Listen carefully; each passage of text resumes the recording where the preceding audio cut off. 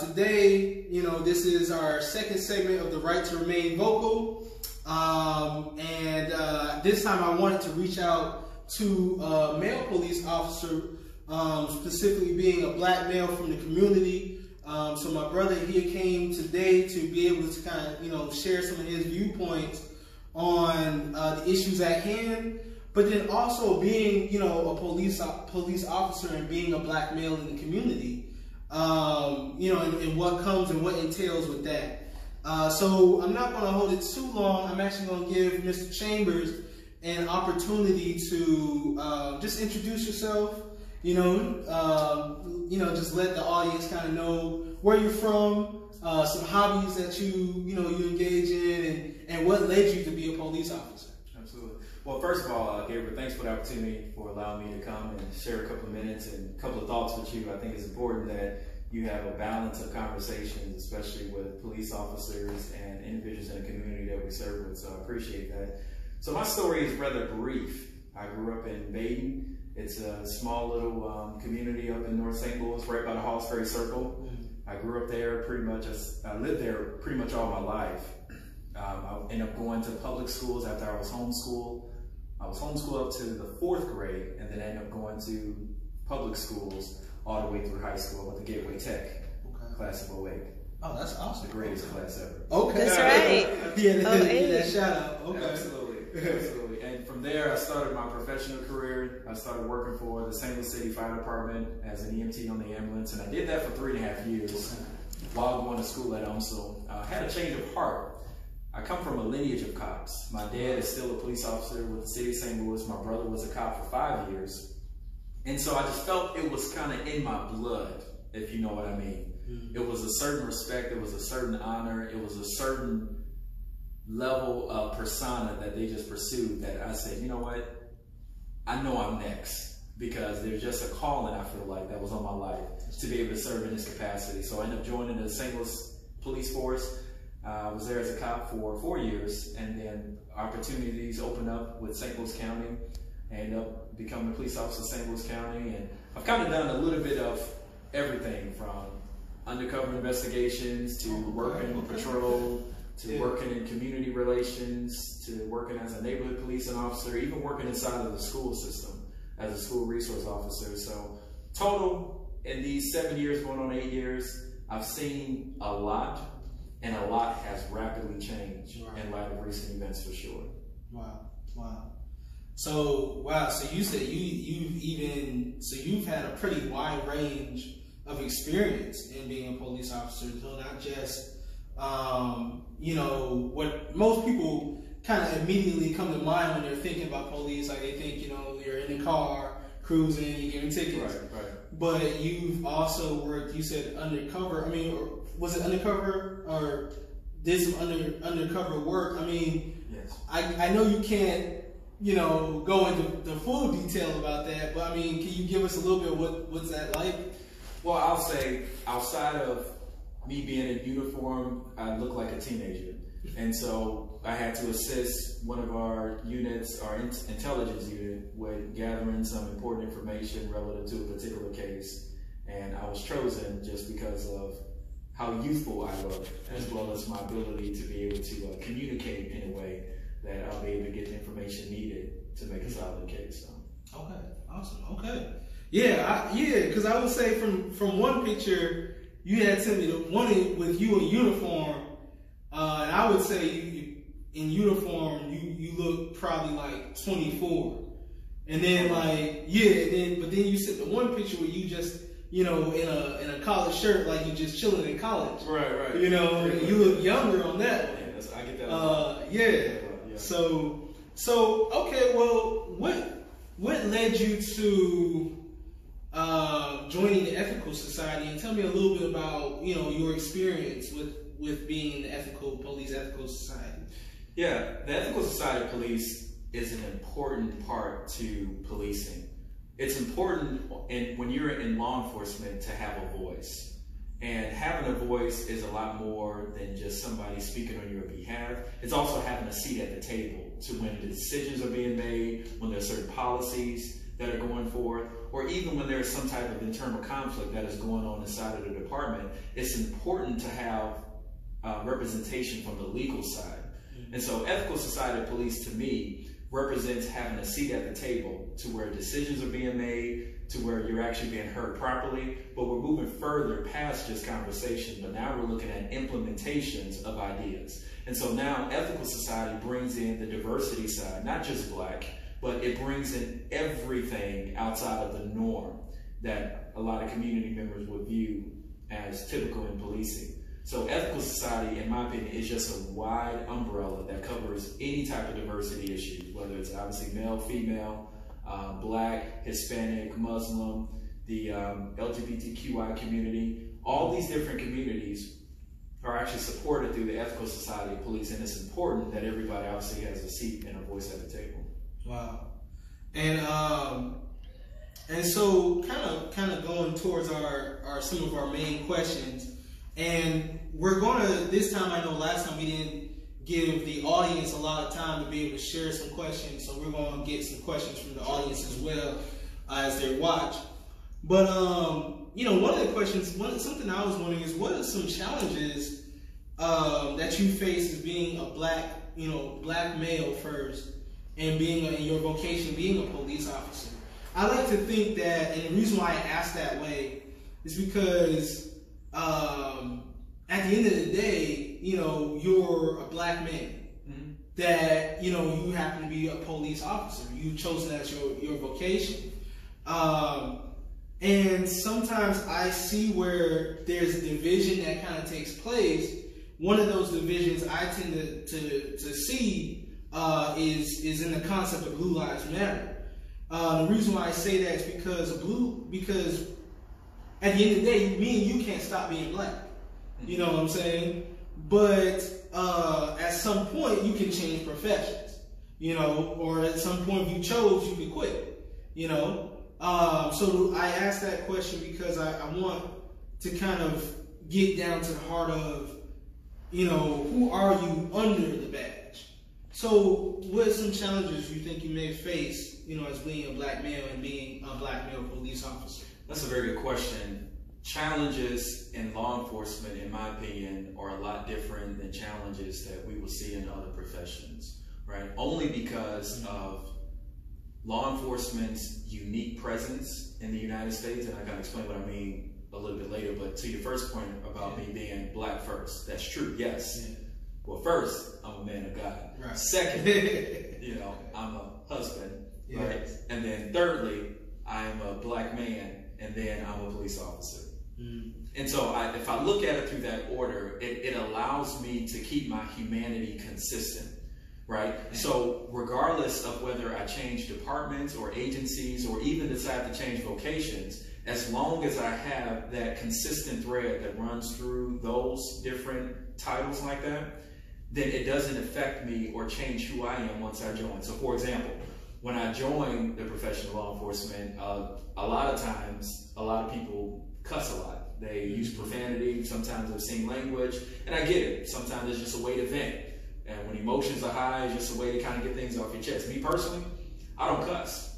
And so it gives me an advantage when I show up on scenes. And a lot of times people view me sometimes as the expert just because of my tone and just because my words are a lot simpler when you're dealing with individuals who are at such a high emotional point in their lives.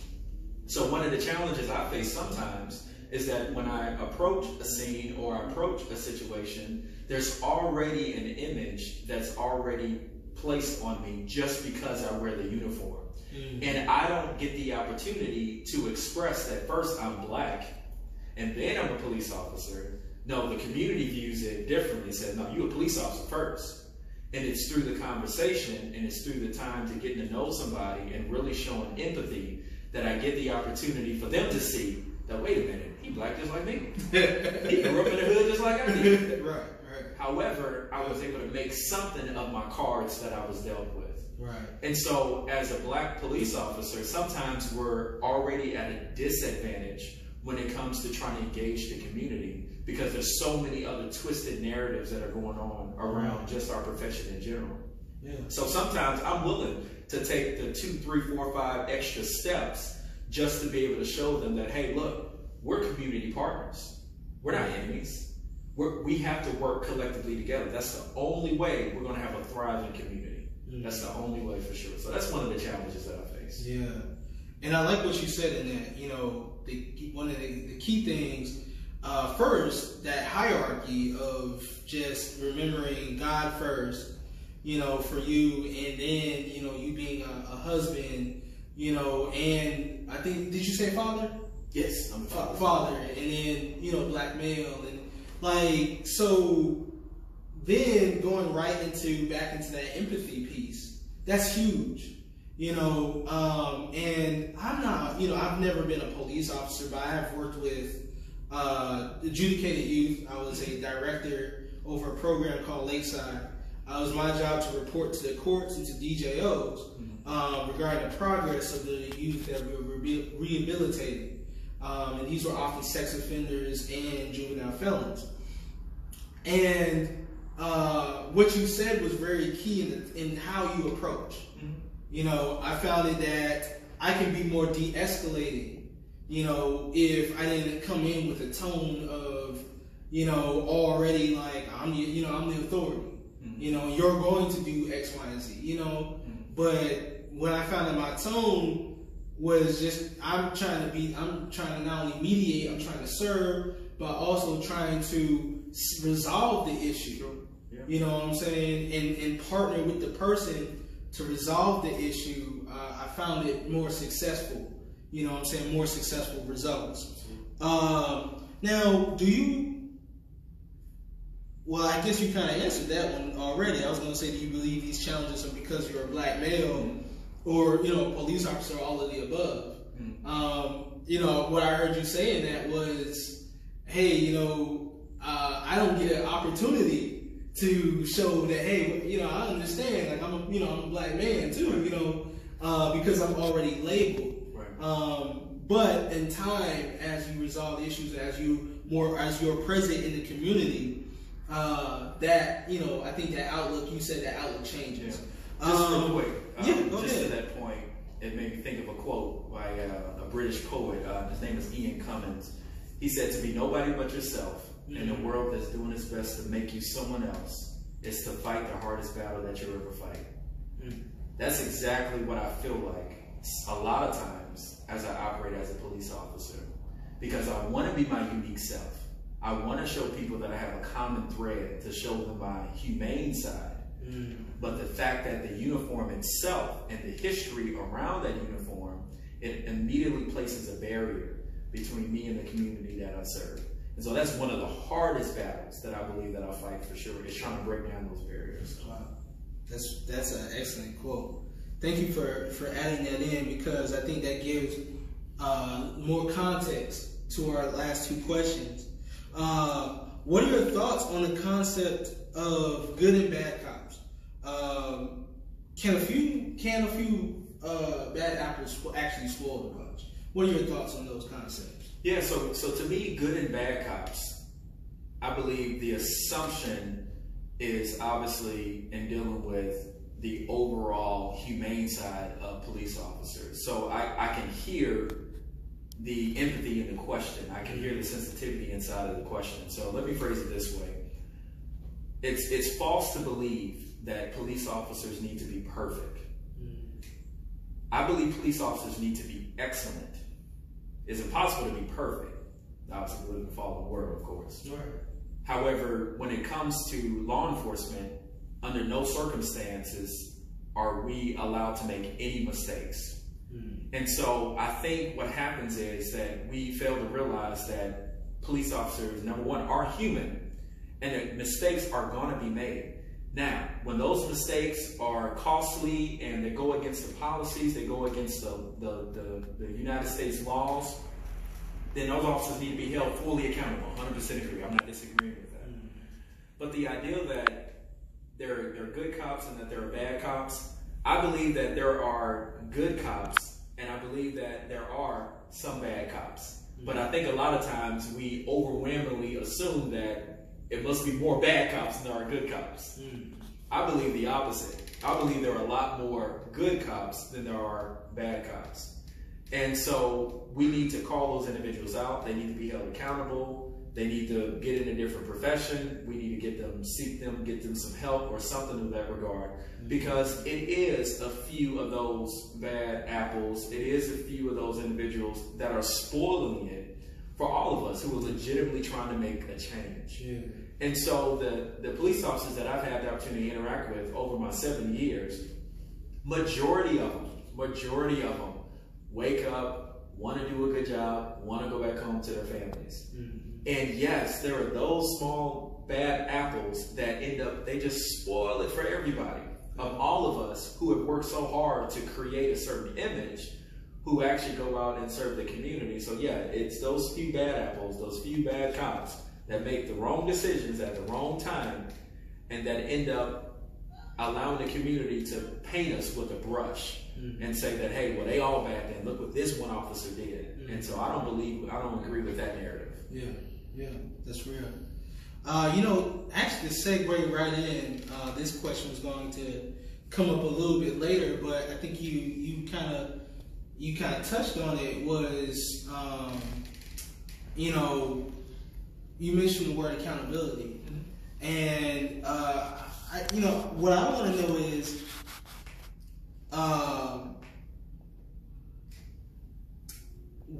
know is have you ever had to correct the actions of a fellow officer?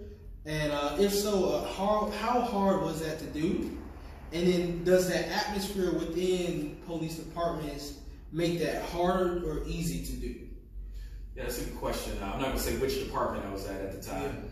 Nonetheless, I remember we had a call, myself and my assist partner, we had a call for a disturbance. When we arrived at the call, it was juvenile teenagers who actually got into a disturbance. However, the parents ended up getting involved. Everybody involved was black. My assist officer was white. He was a newer officer at the time. And so we try to separate the parties, try to get an understanding for what exactly happened, what transpired. And that took maybe 30, 45 minutes to try to get to the bottom of the story, to make sure everybody was at peace, make sure we got everything, the proper disposition. However, my assist made the comment and said, hey, look, it's time for us to go. We've been here too long. They're just beating around the bush. Not only did he make that comment to me, however, the parties involved overheard that comment, and that caused the tension to rise even more.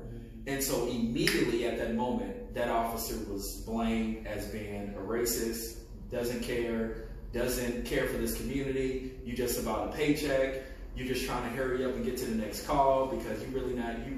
And so that narrative, I'm watching this unfold in front of my eyes. And so immediately I diffuse both sides and I tell my assist officer, I say, look, it's time for you to go ahead and leave. I stood there for the next 3 hours. 3 hours. Outside, 2:30 in the morning, hot. Cooking like some neck bones. 80 pounds of gear. Absolutely. And so we're literally sitting at the edge of the driveway. And I'm literally doing damage control. Meaning I'm trying to be the mediator to try to interpret what that officer was trying to say versus what they're hearing him say. Now, and I told them, I said, you trust and believe I am going to speak with that officer for sure. That is without a doubt. And it was through me listening that I found out the reason that one of the parties that were involved got into the disturbance is because she just had to bury her brother earlier that day. And there was some miscommunication that occurred between one and the other girls, and they thought a comment was made about the family member and everything. Miscommunication. However, if I didn't take the time out to listen, to try to see exactly what's really causing the emotion, we would have had several complaints being sent down to the headquarters regarding the actions of that officer. So 3 hours later, I ended up meeting up with that officer, and we ended up talking car to car. And I asked him, I said, so why do you think you handled it that way? And to hear his response, and to hear him, because he's a newer officer, well, we've been there too long. Well, we already know. No, let me explain something to you. And at that moment, I didn't feel bad. I didn't feel as if, oh wow, well, I need to get the supervisor involved because it was the right thing to do. Right. It was the right thing to do. I wasn't calling him out in front of everybody else. I took the time out to have a conversation to make sure I understood his perspective and made sure he understood their perspective and why they responded that way. And I said, the next course of action we're going to need to do, we're going to need to go back over there and we're going to need to apologize. That's the only way we're going to be able to fix these men that we have broken right now. Because if you let those waters kind of just sit on the bridge, what every other officer they're going to see that looks just like you, they're going to recall this event, which is going to cause their emotions to go up, which is going to cause them not to trust you anymore. So what we need to do is we need to go back, and I don't know if he's in agreement, but we need to go back and we need to apologize. And he was. Yeah. He was. And that way we fixed it. That way, no supervisors had to get involved, nobody had to get written up or anything like that. And still to this day, every now and then, you know, he'll reach out to me and we'll just kind of talk about different incidents that's been going on, because I think it's important. I think it's important for you to understand the communities in which you're serving, understanding their trigger points, understand what causes their emotions to go up, and be willing to be the bigger man or bigger woman in the situation, and be willing to admit when you were wrong. And I think that's important as well. And so that incident right there really stands out to me. Oh no, that's great, because the fact that you were willing to, you know, hold him accountable and say, hey, you know what, we need to go and apologize. That's getting, you know, it sounds like getting in front of the issue. Sometimes I notice in various, you know, situations or departments, or, you know, for instance, even some of the recent murders of like George Floyd or Breonna Taylor or Elijah McClain and the different ones, it's almost like it's hard for some of these police to get in front of it. You know, to say, you know, and maybe you can kind of shed some light on this. Because, and this is segueing into, you know, what are your thoughts on some of these recent murders? But I just wanted to kind of press deeper in that, because I want to kind of hear your thoughts on why does it seem to be hard, or at least from what we see in the public, that these departments don't get in front of those issues and say, you know, we hate that this happened, or we're sorry that this happened. You know, what are some challenges with that? Why does that take place? Yeah, I mean, that's a good question. I think we have to look at the macro perspective. So the big picture is that there are certain media outlets who want to twist a narrative, who want to be able to have a repetition of black versus white. I believe that there are certain elements of the media who want to see another civil war to occur here in the United States. That's my personal opinion. Now, when it comes to officer-involved shootings or officer uses of force, in these different scenarios, in my training, in my experience, I don't believe we have to have every scenario or every situation needs to be in the same bucket. It's a matter of context. And what happens a lot of times when you see, if there's cell phone video footage, when you see a 30-second clip, when you see a 20-second clip, the media knows how to put that in certain ways and leave out certain information so that you can fill it with your own biases and with your own opinions and with your own assumptions of what you believe should occur. And so that's a concept called recontextualization.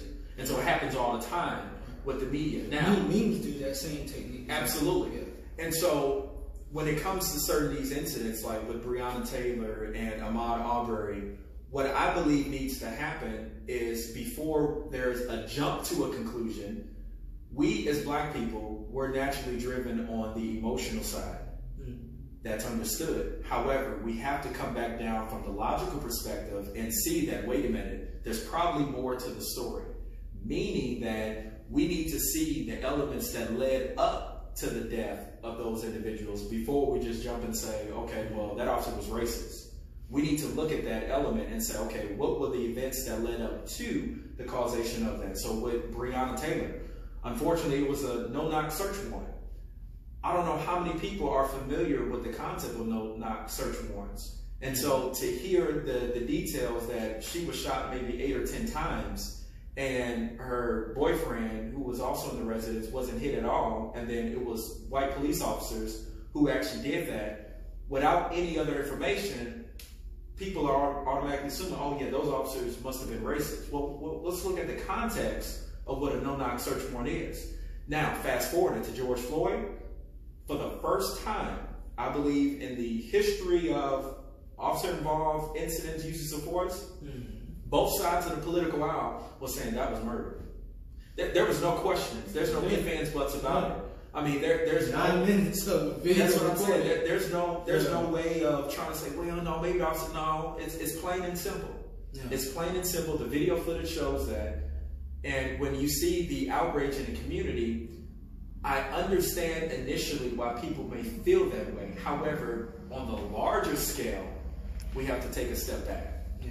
Because just getting involved emotionally and saying, but that was wrong, we need to fix that, we need to fix that, I agree.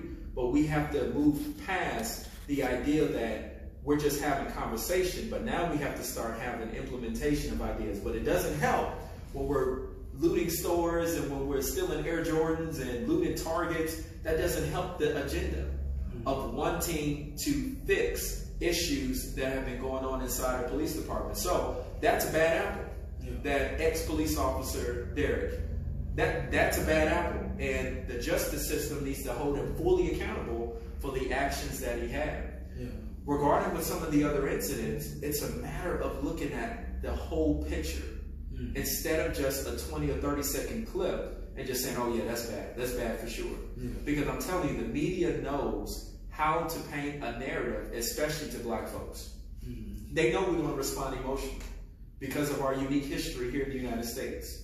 And so what I encourage people to do is, I encourage people, and this probably get into some of the other questions too, just regarding with the training and the mindset of law enforcement. Why are police called to situations in the first place? Right? And so having that as a perspective, I think may give a balance to some of the incidents that we've been seeing where officers have been involved.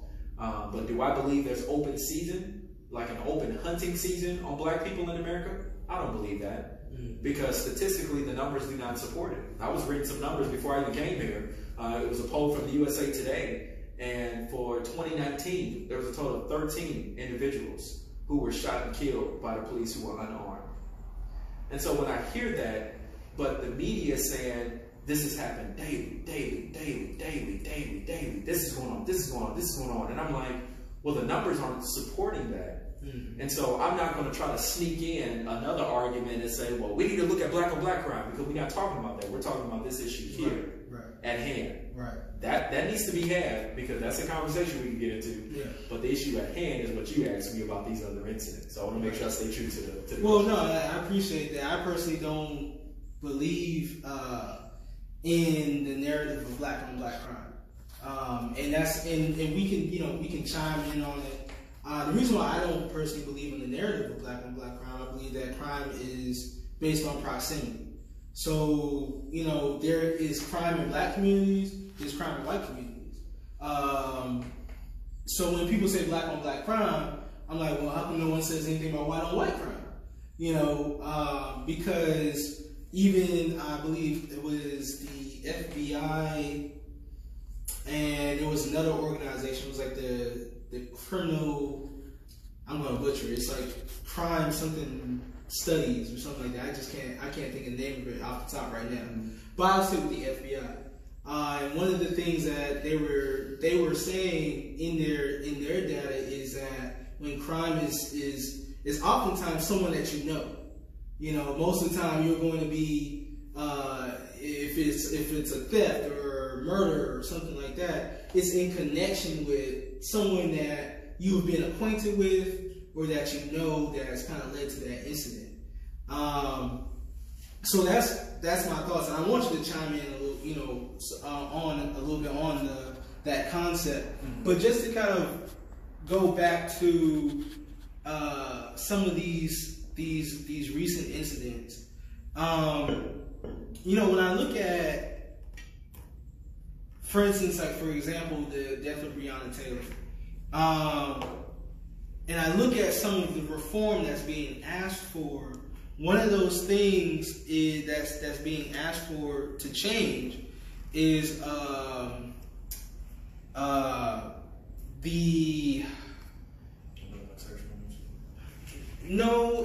immunity. Okay. That's what's being asked. That's one of the things that's being asked to change, because then when you do have a couple of these cases where it's like, hey, like that person's death was probably unnecessary. Then when you try to follow up with justice for, like you said, some of these people who do need, who should have justice, it makes it hard because you have things like that immunity in place. Do you think that some of the laws that exist kind of make it hard for that justice to take place in some of these cases? And is immunity, one of those things? Or what do you think regarding some of these cases involving police obstructs justice from happening for the community and to some of those officers involved?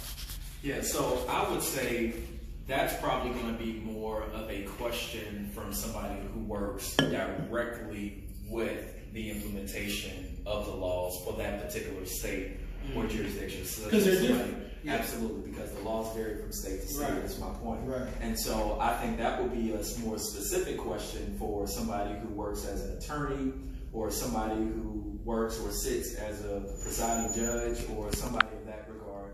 Because the elements involving with law enforcement, we're there on the front end of the particular infraction or the particular criminal element that occurs.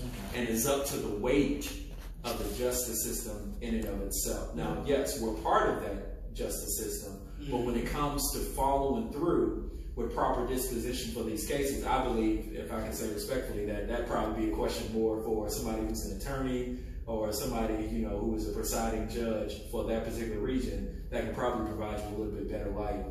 But what I would say from a perspective standpoint, what does it look like for the community when we feel that justice is probably not served? I think what happens when we see incidents like this, we're looking for a coherent statement. We're looking for a coherent chain of events to follow with a proper conclusion, right? And so when we feel like there's a break in that chain of custody as it relates to justice being served properly and what we think justice needs to be, that's where the breakdown of communication can really occur.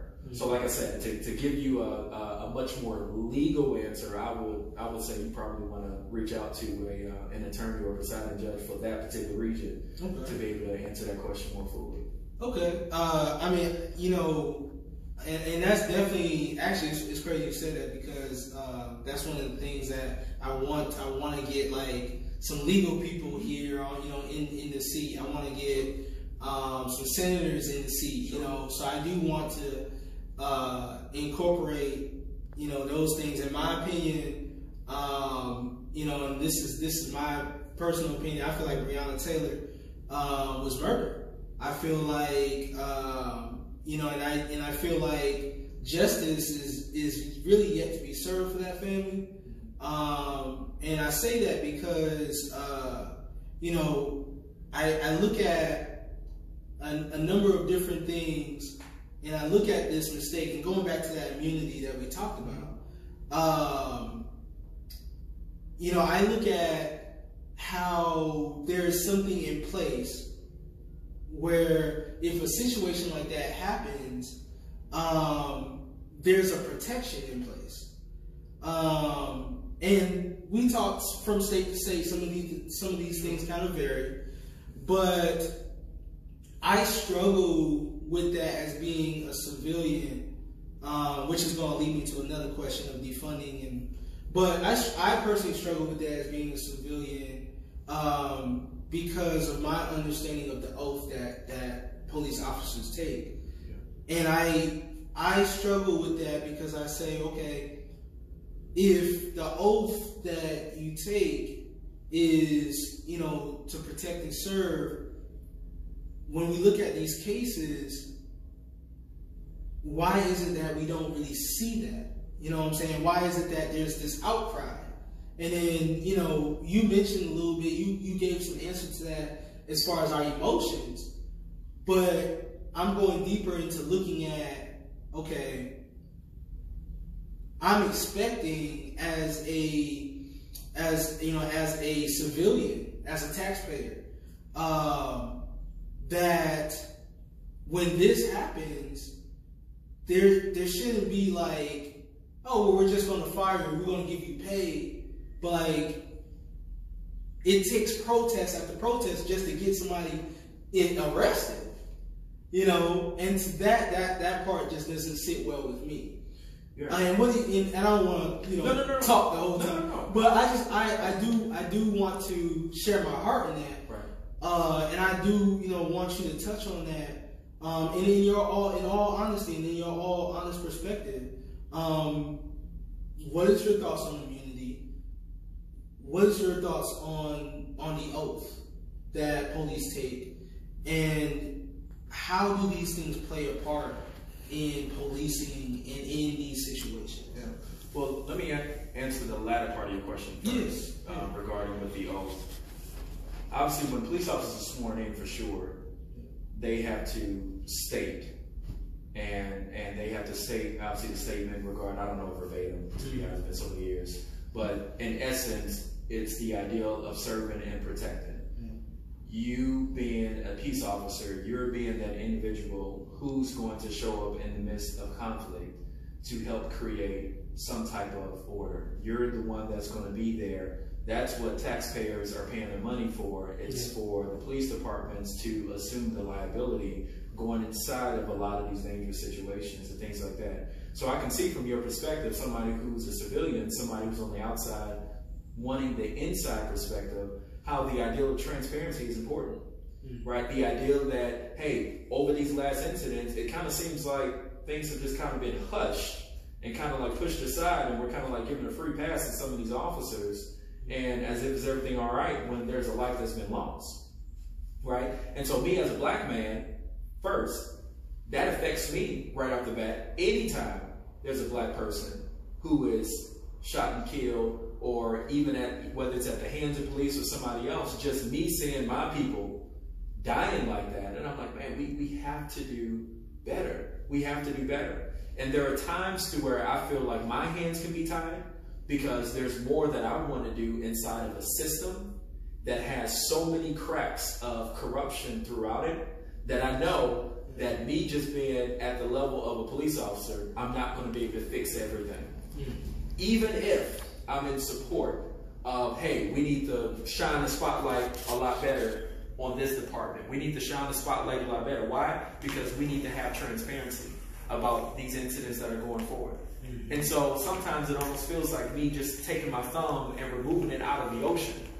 I'm really not making that much of a difference, because it's a larger scale, and a lot of that does have to do with how the attorneys and presiding judges and even a lot of the politicians, how they determine certain laws are actually going to go forward within that particular state, for sure.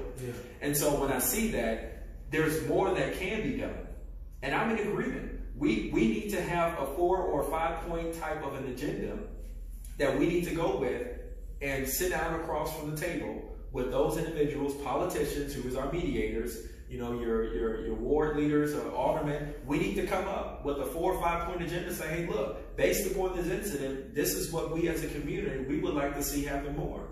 And police departments need to be a lot more receptive, because what I can tell you, after all of these incidents happen, it's given an immediate report card for all police departments and how effective community policing they're really doing.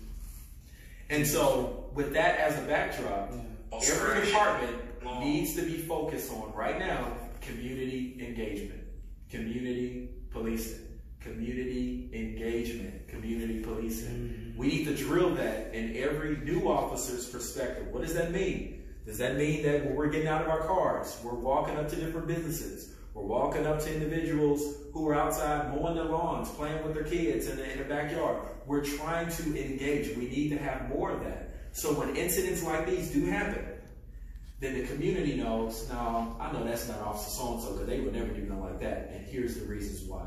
And I think that way we can start addressing some of those systemic things that we're seeing inside of the justice system, such as the immunity and things of that nature, that I feel like I don't have any ultimate control over. But what can I do from the power that I have currently right now? And that is focus more on the community policing while being able to hear the 4 or 5 point agenda from civilians like yourself on what we can do to improve the department. Yeah, indeed. And one of those things to segue, and then we got a couple more that we're going to give it to the audience to chime in. But a couple of those things that were mentioned were defunding the police. Now, this has been a concept that's just been spreading around, and there's multiple viewpoints on it. Some people think it's just shutting down police altogether. Some people think it's, having to do more so with the policies.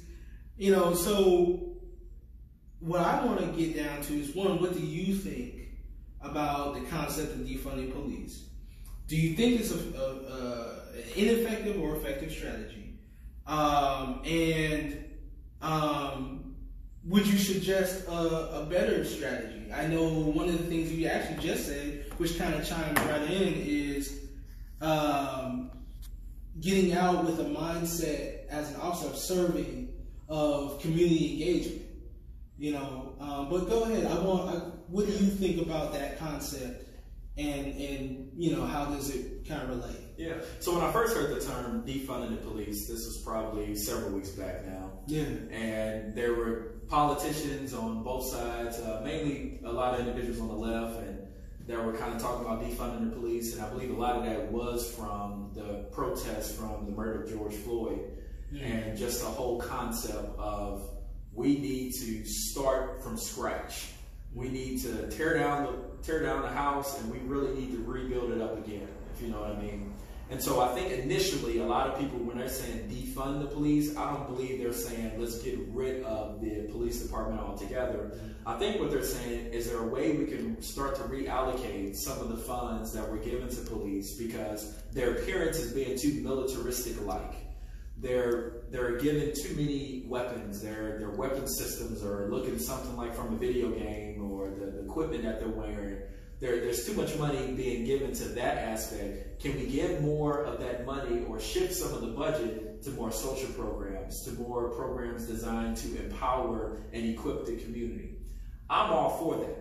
However, when police officers hear defund the police, the good police officers, they're like, well, wait a minute. I've been sacrificing X amount of years, risking my life, going inside of a lot of these dangerous communities, and putting my life on the line, and now you're telling me you're trying to pull income, you're trying to pull funds out of this police department?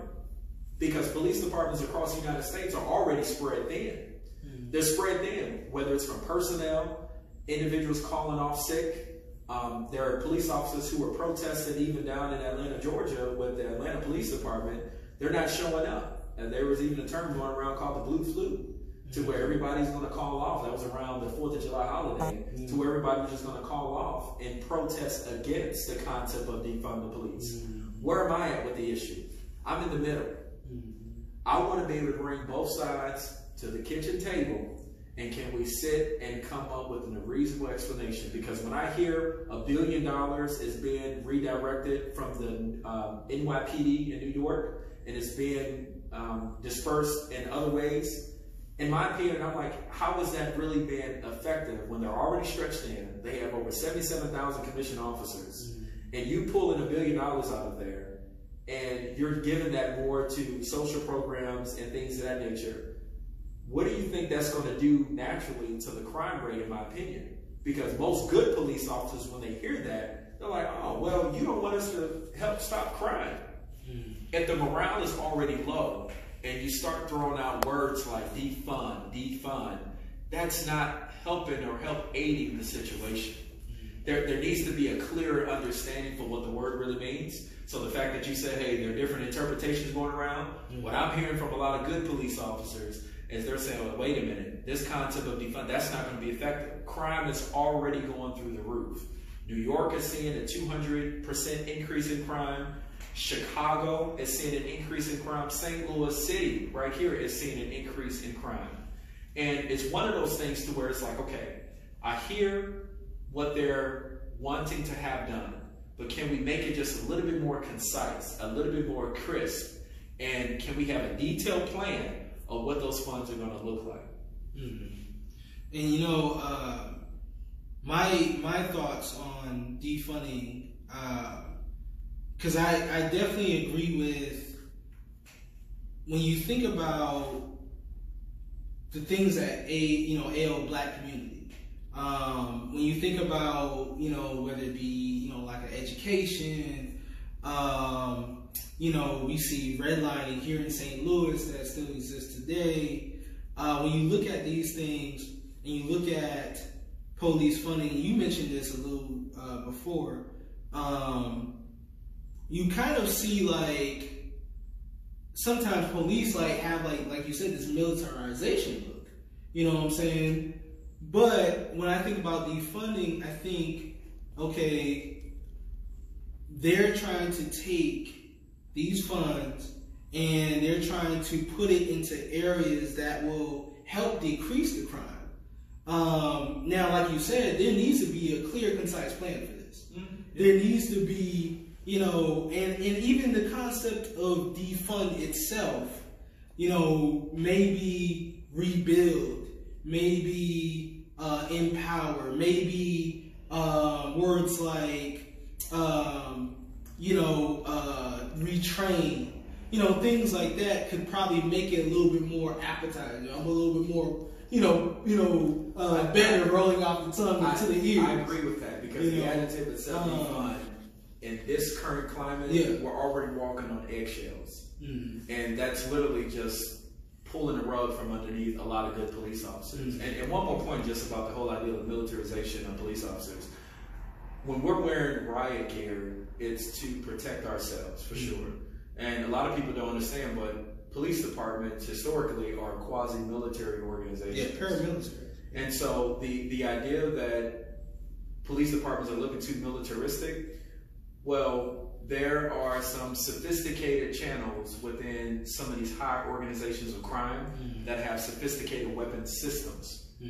And so there's a reason why police officers have certain weapons that look like something out of a video game. Now, right. Now, do I agree that we need to be pointing our weapons like that at people who are peacefully protesting? No, I don't agree with that. I think some of that actually happened with Ferguson, and that was a big misconception. And people are like, see, look, they're pointing on those were events that nobody really had full control of, and I believe emotion just got spattered out of everywhere. Nonetheless, I do believe police officers need that equipment. They need those type of weapon systems. So y'all need these big old tanks now. Man, look, I done see these huge, big old four-wheeler, like looking like you about to stormtrooper tanks. Well, come on, I don't know about that. Well, some of that could be. I think some of that is from the SWAT team, the Special Weapons and Tactics. And even TAC. I mean, some of the scenarios they go inside of. I mean, barricaded subjects and individuals who are just so emotionally distressed that they're going to take out any and everybody. And I think there was even an incident to where one of our armored trucks in St. Louis County was actually hit with a high-powered rifle during a actual hostage negotiation up in North County. And so, if that vehicle wasn't there, then it would have been bad. It would have been very bad for sure. And so I think that equipment is necessary, but like you said, the idea to change the adjective from like rebuild, that would go over a lot better. And that would help us who are advocates for law enforcement as well as for the community. That would allow us to be able to communicate the message a lot better, to be able to unify both sides collectively together so we can be on the same page with our agenda. And I agree, I agree with, and that's the purpose of, this conversation and doing these conversations is, at the end of the day, there's two kinds of, Well, one, let me backtrack. Let me rewind a little bit. There's the black community and how they experience policing, and then there's like the white community and how they experience policing.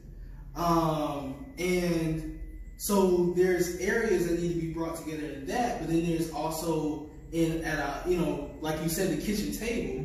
There's multiple groups that need to kind of just, be brought together. And that's why I do this conversation. The concept with, to kind of expand a little bit more on what we said about defunding police and using other adjectives. What do you think are some trainings and some resources that can help police better serve their communities, remain healthy, and understand the communities that they serve? And then lastly, with that, what are your thoughts on trauma-informed care? And is that a tool that can be used as well? Yeah.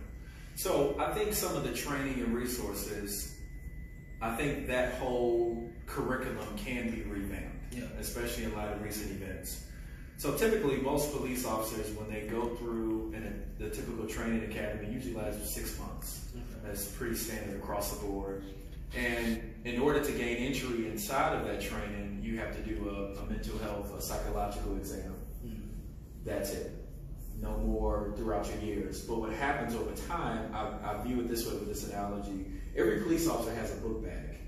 That book bag over time, when you experience trauma, when you experience certain images because you can't unsee things. And so when you see traumatic experiences and things of that nature, you add a rock inside of that book bag. If you don't take the time out to vent or to have proper outlets to where you speak with somebody who's actually dealing with mental health or something in that regard, that book bag gets weighted over time. And the heavier the book bag is, you're going to be on for 5 years. And your book bag is literally dragging you and you're walking like a turtle, but you're trying to give the appearance like you're strong in mind. You could be on 20 years and your book bag can be pretty light because you've taken the time to have proper outlets. Now, what am I talking about with proper outlets? I think there needs to be a revamping to where it needs to be a requirement. This is just my opinion from what I've experienced. It should be a requirement every single year that police officers get a yearly psychological examination.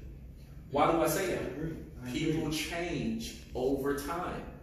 And just because you wear a uniform, that doesn't mean anything. You're still changing as a human. So if you're changing as a human over time, you wearing the uniform, there's a certain consistency that needs to be had when you wear that uniform. And I believe there needs to be a look at having some type of psychological examination every single year. That way, we'll be able to show the community, hey, as police departments, we're doing our part. Every single year, officers go for, just like we do a yearly evaluation with our supervisors, that needs to be a part of that process. We need to be evaluating because police officers aren't going to tell you the whole story. They're not going to tell you everything that's going on the inside, most of the time. Right, because there's so much trauma and there's a certain image that says that, well, police officers, you can't be sensitive or you can't share what's really going on the inside because you'd be viewed as weak. No, you'd be viewed as strong because now civilians who are on the outside looking in, now they see the human side of you. Like, you know what? Kudos to that officer for admitting that there was something wrong and willing to go seek out help. And so that's one regard. Now, what can the community do in order to be able to help bridge the gap with resources and things of that nature? I encourage everybody to take part in their Citizens Police Academy training. Why? Because, believe it or not, I believe civilians have no clue on what it's really like being a police officer and wearing a uniform.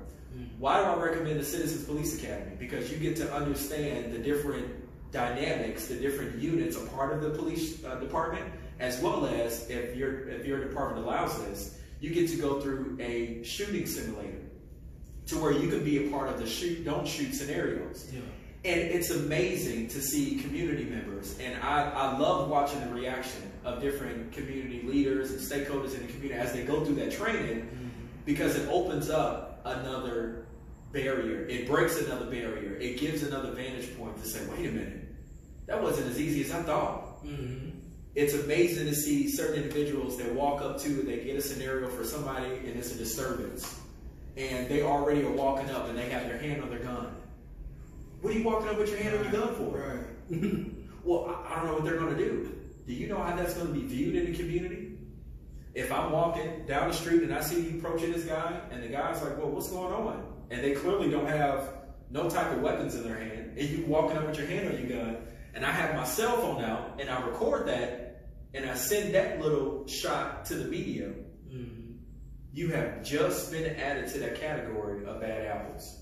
And so given that perspective, going through the Citizens Police Academy, in my opinion, it will help with the understanding of the perspective of why police officers, why they act the way they act, why they do things the way they do, but as well as for the police officers. Having that yearly examination for mental health training, I think that would be important as well. And that's just one way. There are many others, but I know we got some other questions. But I think that's important. And I think you mentioned too with the trauma-informed. And just explain to our viewers a little bit more with the trauma-informed. So trauma-informed care.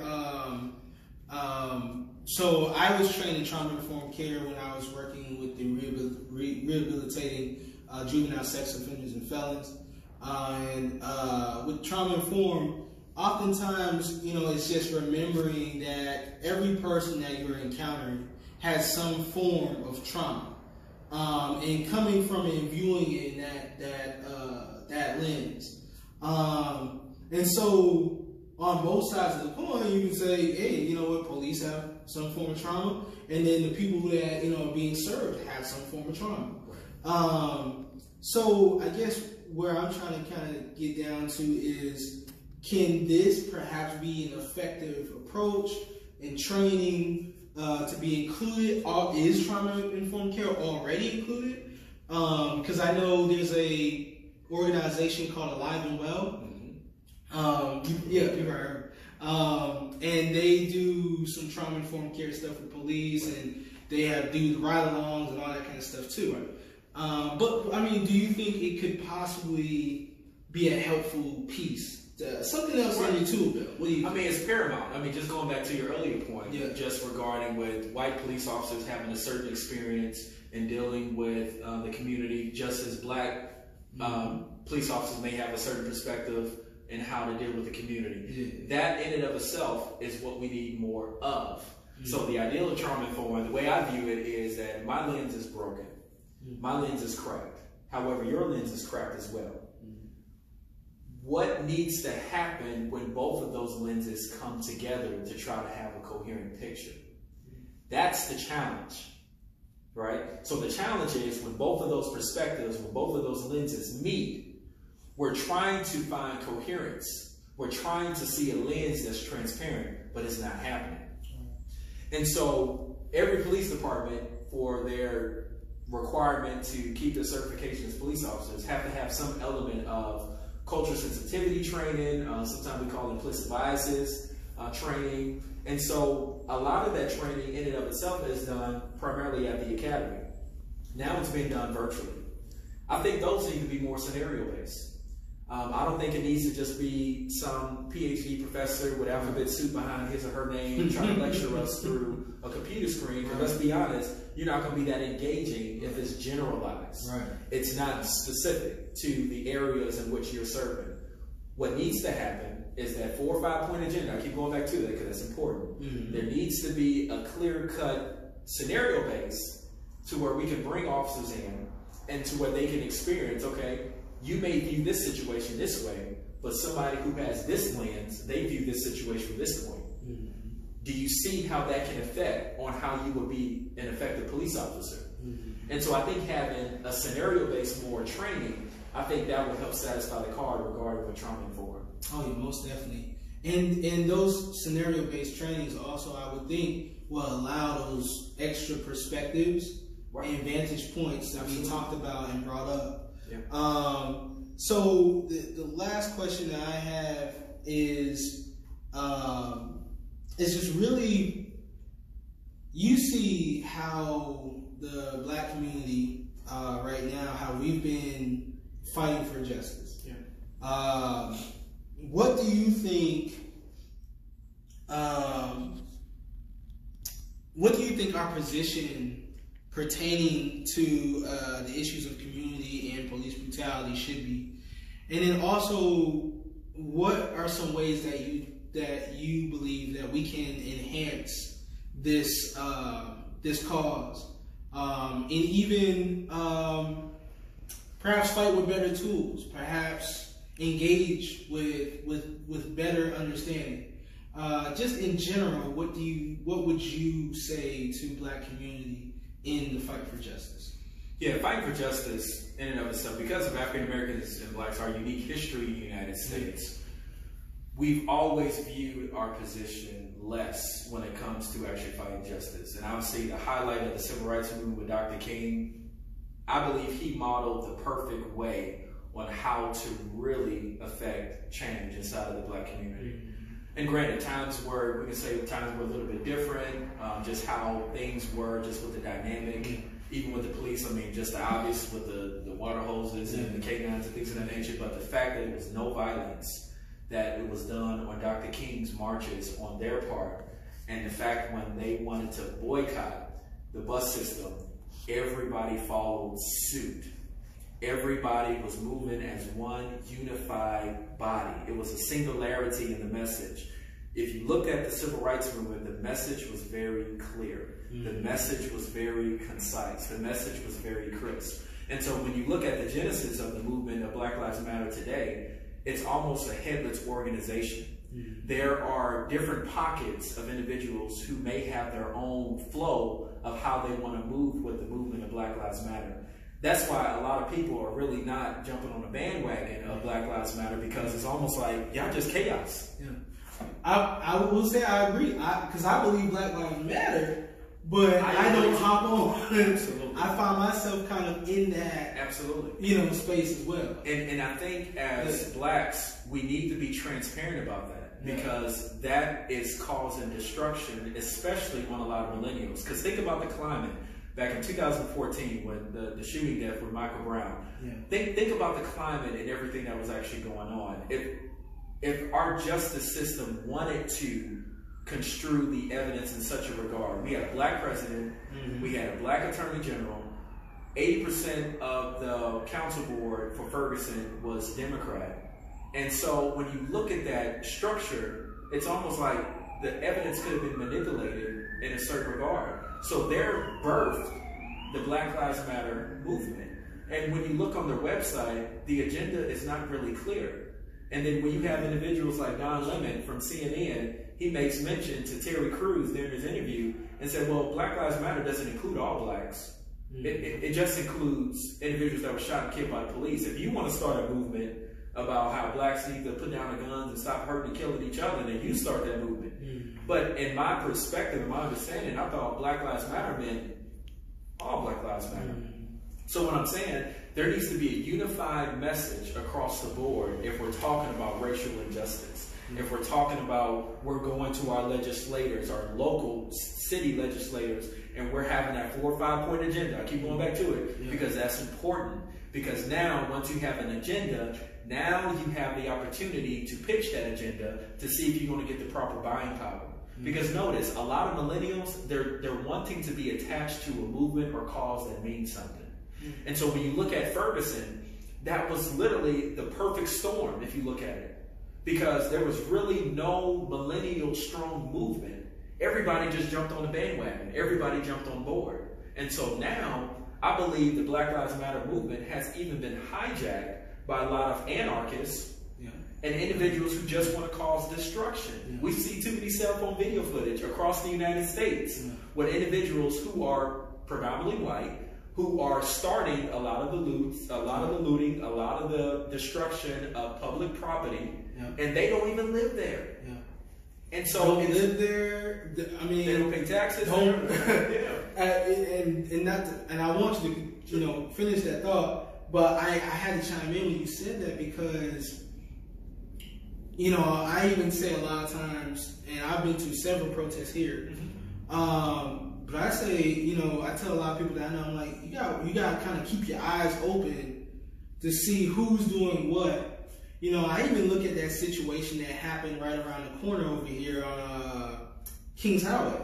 Which one? With the protest, and they went to that private area. Oh yeah, okay. Yeah. You know, and and I look at that, and I'm like, I see who's opening that gate, and it ain't us. Right. So you know, absolutely. So you know, so that's one of those situations where I'm like, you know, oftentimes you got so many different movements, and it's like they wait for something to pop off, and then they hop right on in the midst, and then they try to you know, push their agenda through it or amplify through it. And it's something that I think, to go back to your earlier point, if we were more organized in the sense of, like you said, Black Lives Mattering, like in its entirety as a whole, not only will we, I think, be a little bit more vigilant about that, but we would protect our vision more. Right. Thus protecting our community, right. Thus protecting our, even when, you know, you hear a lot of like Black women feeling unprotected, right. Protecting Black women, right. Protecting in general. It starts with protecting that vision. But right, no, I mean that's key. Just a couple of points about that.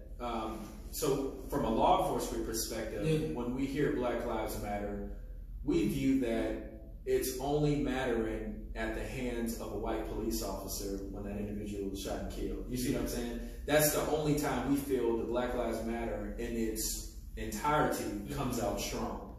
And so we're not seeing consistency in the messaging when there's a Black child whose life is lost, or when there's destruction going on in a lot of the major cities that have homicides rates. And we're talking about organizationally. Organizationally, yes, that's what I'm talking about. There's not a consistency with the organization. That's what I'm saying. There needs to be a strong leader at the helm of the movement that's explaining, that has a unified message that can bring everybody together. If that's not the case, then specify that to a T on your website that shows that, hey, this is not a movement for all Black people. This is a particular movement that's just trying to address this particular segment of Black people. That way, when you quantify it like that, then we can process that message and say, okay, well, we need to come up with another agenda then, because that's not including everybody. And so that's my perspective I would give on that. So. Man, I have so many more questions, but because I've enjoyed this dialogue, I like to give it over to the audience. Yeah, there are some questions. Okay, so the question is for you, officer. Are you worried about the introduction, and this is from Clayton, I'm sorry. Are you worried about the introduction of federal officers to police? The protests, especially since the government has named KC and St. Louis as possible next destinations. Well, thanks for your question. I think it's an important one. I think the assumption in the question is the over-militarization of the police and the overall image that will actually create here in the city of St. Louis as well as Wood County. And I think what's really going on, because there is a lot of destruction of property, federal property that's going on in some of these major cities, such as in Seattle, Washington, and Portland, Oregon, that's causing the government to really step in if the state is not able to handle it on a local level. Now, there are politics that are being played very heavily, for sure. Right? Anytime that there is a back and forth about, well, it's peaceful protest, but there are other videos that are showing that it's really not peaceful. So how do I view it in my position as a police officer? Am I worried about it? I'm not worried about it, because I know at the end of the day that there's going to be some type of organization when it relates to how we're going to be unified as local police as well as federal police. How are we going to carry out a unified message in terms of protecting the property, protecting citizens, and as well as protecting those individuals who are vulnerable? So I don't feel like I'm going to be in conflict with federal agents if they were to have to come in and assist, because we had the National Guard come in for the Ferguson protest, for the Stockley verdicts, and I mean, these guys and gals, men and women who love the country, who are willing to come in and actually assist and help. So. Okay, the next question is from Sierra. Do you recommend that the people go to where the fight is? My friend and I are talking about going to Portland to become more involved. So Sierra, thank you for your question. One of the things I would encourage a lot of people to do who are feeling in their heart that burn for wanting to get involved and wanting to be attached to something meaningful, in between emotion as well as response, we have a choice. I'm sorry, in between stimulus and response, you and I, we have a choice. And what I would encourage you to do is fill that gap with information. So some of the authors I would recommend: Dr. Thomas Sowell, read some of his books, Dr. Walter Williams, Dr. Dinesh D'Souza, Heather McDonald.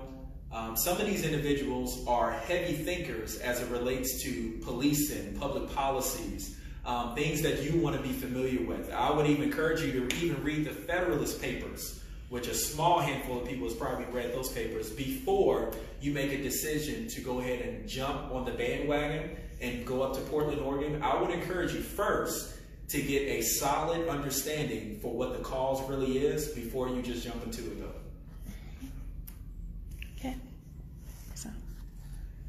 Okay, so those are some great questions, and we're not going to go too much longer.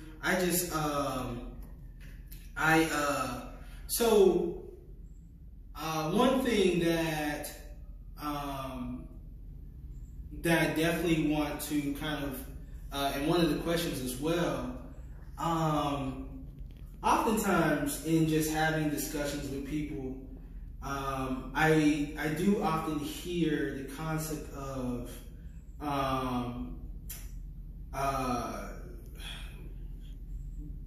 Black community issues being used to kind of minimize the fight for justice and the issues of police brutality. For me, I tend to think that these are not the same issue. They're two separate issues. So when it does happen, when police brutality does happen, or when, the murders that we've seen does happen, that's a separate issue. And when issues in Black community happen, that's a separate issue. What are your thoughts on this? Do you think that they're separate issues? Do you think they're joint issues? Do you think they should be talked about together? Do you think a solution for one will actually end up being a solution for the other? Where do you rest on that? Yeah, I think for a lot of these issues, I do ride down the middle because I want to make sure I'm hearing both sides effectively. Right. And so you're never going to hear me lean all the way to the left. You're never going to hear me lean all the way to the right. I'm usually right down the middle because at the end of the day, one of the things my dad taught me early on is just common sense and having common decency with those who may disagree with you. So there's money and Black people's emotions. If that is the backdrop, and if that is the starting point for a lot of people, then there needs to be an effective understanding of how do we translate our emotional outrage to actually implementation of intellectual ideas to protect those vulnerable in the community. Does that make sense? And policy change. Absolutely. So that's what I'm referring to as well. Policy changing as well. Yeah. Because as long as there's going to be crime that's being committed in a lot of dilapidated communities, there's going to be the likelihood that there's going to be other incidents involving excessive force, excessive uses of force as well. So we're not going to be able to eliminate that altogether, unfortunately, just because of the criminal element that's being done. Because the reason police are getting called in the first place is to investigate some type of criminal element. Now, to the ideal of both ideas of police brutality and racial justice being equal, or can we blend them together? I believe, yes, both ideas have their similarities. And I believe both of them need to be a priority. The question is, how are we going to approach it? That's the challenge, because going back to the point about trauma-informed, your lens as a civilian is broken. My lens as a police officer is broken. The question is, how do we agree on what an actual transparent lens look like? That's the challenge. And so in there is the police brutality. In there is the ideal of racial justice and everything like that. So to have an effective answer for you regarding that, I don't know yet. I'm still trying to figure it out. I think, and honestly, conversation is a good start. Yeah. I want to move past conversation. Yeah. Exactly. I want to see implementation of a lot of these ideas we were talking about start to go forth in a lot of police departments. I want to see that. Once I start seeing that, I know we're making progress. And I'll leave you with this point as well. Yeah. I was at work several weeks back, and one of the supervisors came to me and said, "Hey, Chambers, I want to talk to you later on tonight." Now, I know I ain't do nothing wrong. And this supervisor, he's white, and he pulled me to the side, and we met up car to car, and he said, "You know what, I want to ask you a rather personal question." And he just asked me, he said, "Can you explain to me systemic racism?" And I don't like jumping the gun. I don't like just giving answers. I like to try to understand the one who's asking the question. Right. So I asked him a question back. Similar to what Jesus did. Yeah. I asked him a question back. So let me ask you this. Why would you ask me that? He said, "Well, I see kind of how you operate. A lot of people look up to you. You really don't get too emotional on a lot of stuff. You seem to be pretty level-headed." Paraphrasing what he was saying. And he said, "I feel like you would give me an honest answer." And so before I even answered the question, I told him, I said, "Well, Sarge, I appreciate you for even wanting to inquire about that. To me, that's progress. We didn't have to go on some Fox News interview. We didn't have to go on CNN, MSNBC, and do all of that. But the fact that we were able to put our differences aside and we arose to the higher level, which is the human level, and we were able to see for the first time eye to eye on issues that really matter to both of us. To me, that's progress. Because the very next day, in the roll call room in front of all the other officers, he was able to bring that conversation to light. And he didn't mention my name specifically, but he said to everybody else, "Hey, look, I was privy to having some very good conversations with some people who have different perspectives about life in general and about how to do policing." And I think it's very good that sooner or later we're going to need to want to reach out and we're going to want to have these conversations. It was uncomfortable for me, but the fact that I was able to cross over that barrier and do that. And to me, that's progress, because you're a supervisor, which means you have a lot of subordinates who look up to you, who follow your call. And for him to ask me that question, in my opinion, I'm like, that's progress. It's small, but we're getting somewhere. Right? And I wish the same is happening all across the United States. And again, I'm not looking to get some accolade or award for that, but I think it's important to this conversation we're having now. It is.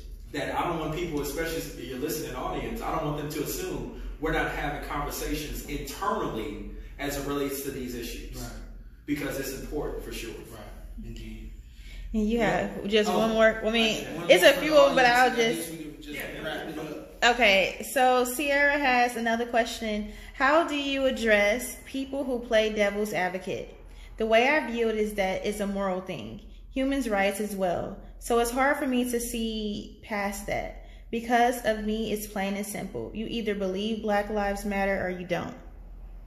Well, Sierra, that's a very good question. And so I want to say I agree with you. Black lives do matter. I agree. I'm not disagreeing with that whatsoever. Nonetheless, we're talking about from an administrative standpoint as it relates to the structure of the Black Lives Matter organization. The concept and idea of Black Lives Mattering, yes, I'm not disagreeing with you on that. What we're just talking about from an administrative standpoint regarding with that. And I agree, it is a moral issue. Nonetheless, we also live in a world who does not share the same moral values maybe you and I probably have. And so to have a diversity of thought and diversity of ideas, we have to be sensitive enough to be able to hear that other perspective from some Americans who may not look like you and I, or from some Americans who may not share the same values and past experiences that you and I have. So when I talk about me being right down the middle, that's not for some political purpose. That's because I want everybody to have a seat at the table so that we can talk about how to affect real change. Okay. And I know you have a few other questions. Is there any way like they can contact you, or is there any? So there's a few. Yeah, I'm sure we'll put my I'm sure my email address. Gabriel has my email address. I'm more than happy to answer any questions. He does have my personal email address. I'm sure he'll post it on his Facebook page or somehow, or if you guys want to just inbox him directly. I'm not much of a social media guy myself, so you guys probably already seen that already. I'm sure some of you guys are probably searching me on Facebook or something like that. Right. Yeah, it's just a personal preference of mine. However, I will give you honest feedback. I'm not one of those guys to kind of bend and tell you, well, no, I'm going to tell you straight up because that's who I am. Okay. Yeah, so we can add his email. Maybe, I don't know if we could say it. Do you mind if we say it now? Yeah, that's that way she can maybe write it down. Right. So my email address is Monte, M-O-N-T-E, middle initial J, last name Chambers, C-H-A-M-B-E-R-S, @gmail.com. So that's Monte J Chambers @gmail.com. So give me a couple of business days. I do have a rather busy life, so if I don't respond immediately, it's not because I'm ignoring you. It's just I got some other things I got to take care of. However, I will get back with you at an appropriate time. Okay. So that's it for the right to remain vocal, a candid conversation with police. I had today Mr. Monte Chambers here, and he also represents the Ethical Society of Police. In closing, if you could give a final thought, maybe a final, with everything going on, what would you, just say to encourage everyone as we're going through these times, and of course plug Ethical Society of Police as well. Yeah, absolutely. So one thing I would say, obviously, to you guys as the viewers, I'm sure some of the thoughts that I shared, some of you guys probably disagreed with, and that's fair. However, I'm more about, can we have the conversation? Can we at least get both ideas on the table, and then from there, we can begin to condense down to an appropriate agenda that actually meets the needs for both law enforcement as well as community.